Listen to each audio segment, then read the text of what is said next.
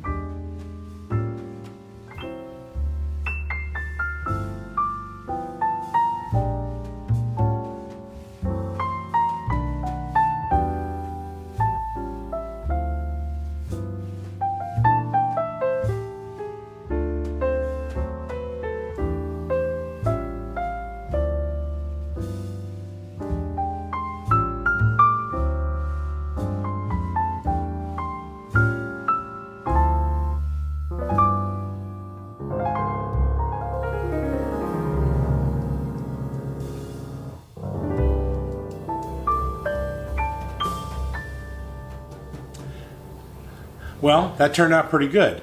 I wish that I had hit the record button when I was pushing the grips down onto the, I don't know what you call those, the arms of the pliers or something. I don't know, the handles.